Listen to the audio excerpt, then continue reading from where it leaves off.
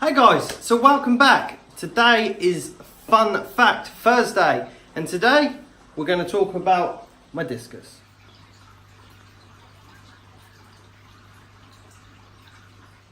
Hi guys, so welcome back to another episode of SFL. Today we're going to be looking at my discus and how I keep them.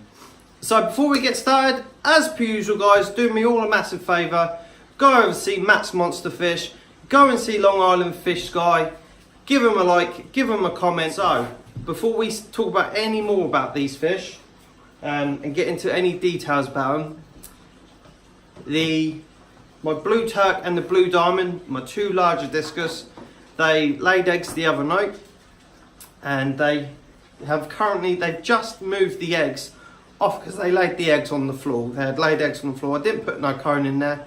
I've got a cone, but I didn't put one in there because I didn't really want them breeding, to be fair. It's always a very, very good indicator that your waters are good and that they're happy, because otherwise they wouldn't breed. So let's travel down there and we'll go talk about the fish. Welcome back, we're down here. So I'm going to speak a bit more quieter because we are closer to the discus, and as you know, discus can be very, very skittish. They're not hard to scare. Any quick movement, even just me walking past this, waving my hand, doing that, will make them jump and move about and can scare them quite a lot. So we'll make it a bit quieter. So these guys, they've been in there for a couple of weeks now. The reason they're in this tank is because the two yellow ones, they're not eating well. They're not eating as much food as I would like. The two blue ones are doing perfect, they're fine, no problem with them. But the two little yellow ones, they're not eating as much as I would like. So I've moved them into this tank. It's a tiny tank, fine for breeding, absolutely fine for the two breeding. Maybe it's a push for the other two, but I wanted them to put on a bit more weight.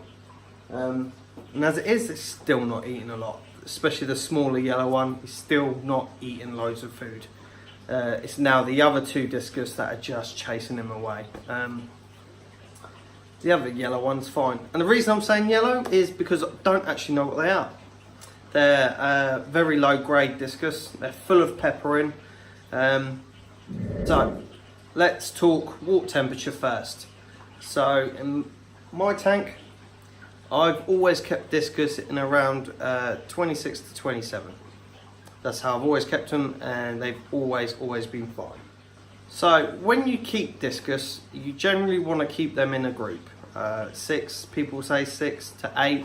I bought the two breeding pair as a pair because I wanted to breed. And then someone was selling 3 yellow low grade discus. So I bought them 3 as well. Unfortunately, the smallest one died because he had half an eye. That's what I mean. They were low grade. They were bred by just a hobbyist, I assume, and they weren't high quality fish. So I took the risk. I bought 3 and I lost one. So yeah, you really generally want to keep them in a nice big group. It will make them feel a lot safer. I know they're expensive, so it can be hard to buy a big group, but in my experience, that's always best place. Buy a nice size group and chuck them all in together. They would be a lot happier than if you buy 1, 2, 3, 4. Keep the other fish, see, look, this is what I mean. You just see the big blue, chase them. So, what was I saying? Yeah, so let's talk about compatibility with other fish. What other fish to keep with discus? You want a diver fish. Now, if you know what a diver fish is, it's like a tetra or a neon. Just something that's just gonna always stay out in your tank. They just don't care. So they just constantly be swimming in your tank. That makes the discus feel safe. So if there is something swimming around, then they think there is nothing that's going to hurt me. There is no predators, there is no nasties out there. So if your diver fish are all swimming around, then your discus are going to come around. That's what I would keep with them. Obviously, I had them in with an arowana. they were fine. The only reason they come out is because the little guys. But they can be fine, they can be alright. It's just a risk you take. Obviously, if I bought a big bunch, then maybe they would go in there again. And I would keep them with my arowana. I know my arowana is not going to hurt Discus of a certain size. If they're too small, obviously he's going to go for them. But my big blue, he would chase the arowana around. Wouldn't have none of it. So they were always fine. But if you're just starting out, if you're just getting Discus, if you don't know about Discus, don't stick them in with anything big, for God's sake. Do not do it. Divot fish, small fish. Some people say don't keep them with other cichlids. Some people say don't keep them with angels. It's a risk. I know people that have, and I know people that haven't. It's a risk. I can't say don't, and I can't say you can. So it's entirely up to you guys to make that decision. I would suggest not if you are starting getting Discus. And if you've got a fully established tank, maybe not so much, because the other guys in the tank are going to be the owners of the tank. It's their tank. So like I said, if you're just going to start getting Discus, maybe not so much. Just get Discus and some divot fish. So let's talk about water and water quality. Now, this is a big one. My water that I use is a 3-stage RO unit. That is it. I use RO water. I don't use tap water with the solution mix that you add to it. I've got an RO unit, so I'm going to use an RO unit. I've never kept Discus in normal water. Even my big tank runs on RO. I fill up big buckets, and that gets filled up with RO water. I've got it, so I'm going to use it. Yeah, so RO water. I don't chase a pH. I don't chase it. I keep it where it's at, and then I stay at that. They get used to it, and they will be fine. If you buy Discus, if you buy some Discus, drip acclimate them. I know some people say leave them in a bag. Just drip acclimate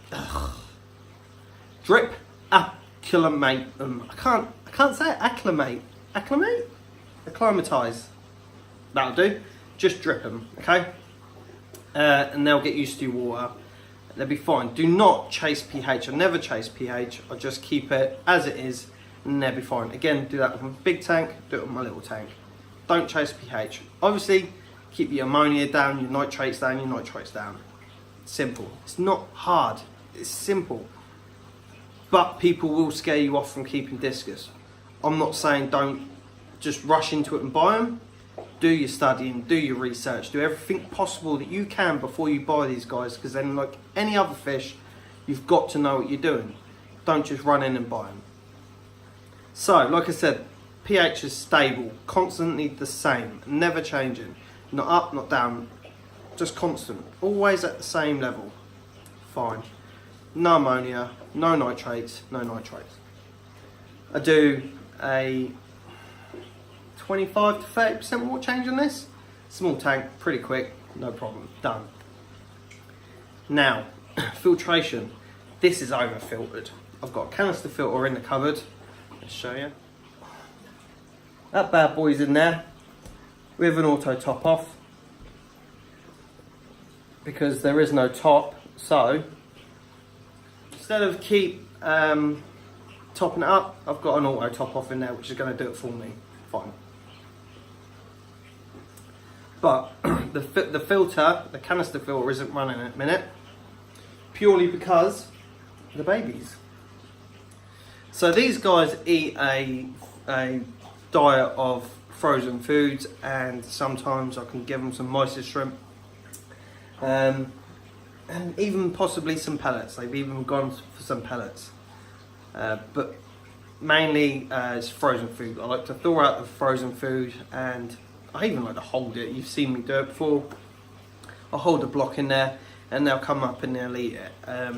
It's got everything they need that I want to give them, and they enjoy it and they love it. It's at my local store, can get it easy. I don't make my own food. It's one thing I've looked into doing. I just haven't taken the plunge yet.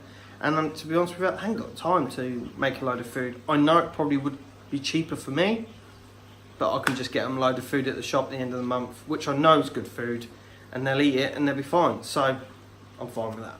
So before we go any further, I spoke about the filtration that I got in there, the big canister. Like I said, that's not on in a minute. If you can see at the back, just there, is a little sponge filter. Now the sponge filter is going to be fine for this tank. When this tank's set up as a quarantine tank, that's all that's in there anyways, so it's absolutely fine. That's running in there as well because of the baby Discus. Now if they turn into fry and turn into free swimming, they're going to stay around their parents, but the baby fish will go towards anything that is black. The male and the female parents will darken in colour. They'll produce a slime coat, and the babies will feed off of the slime coat of the Discus.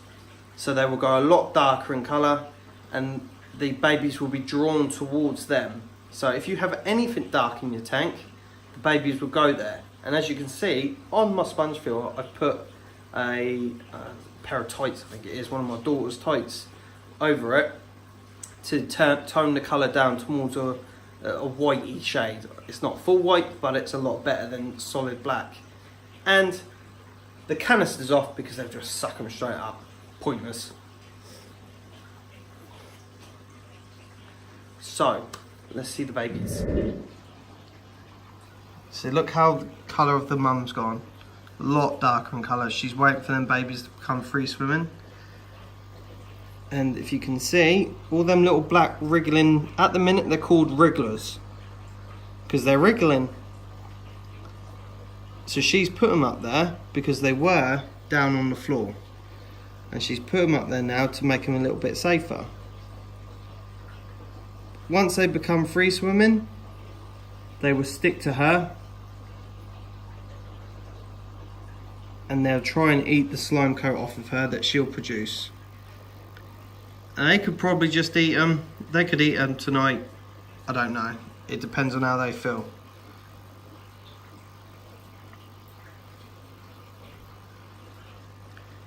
They're the babies growing now. I expect in a couple of days they'll be free swimming if they aren't eaten. I don't have any substrate again. Makes it easier to clean. Makes the water quality better. No need for it. Don't need to have substrate in there, so I'm not going to have it. Just put the plants in just to make them feel a little bit safe, because I didn't want to buy any dead fish to put in here.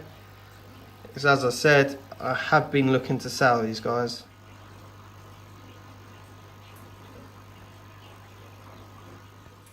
Hi guys, welcome back up. I had to stand up. My feet and my knees were killing me from being on the floor. But that is basically it with keeping discus fish. It's not hard at all. Just do your research, do your studying, do everything you've got to do before you just go and buy them. Don't just go and buy them for the sake of buying them because they're pretty.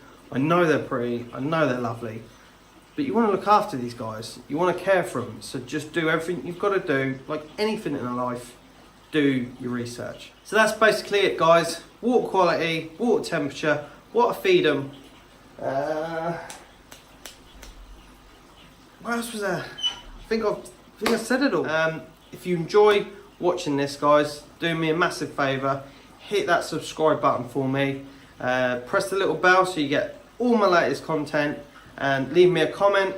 And I will see you Sunday. That's the one I wanted. I always get my words miggled up sometimes. I think it's late at night. Got home, tired, you know what it's like. Oh, look. So, right guys, so that's it. Thank you for watching another episode of Fun Fact Thursday on my Discus.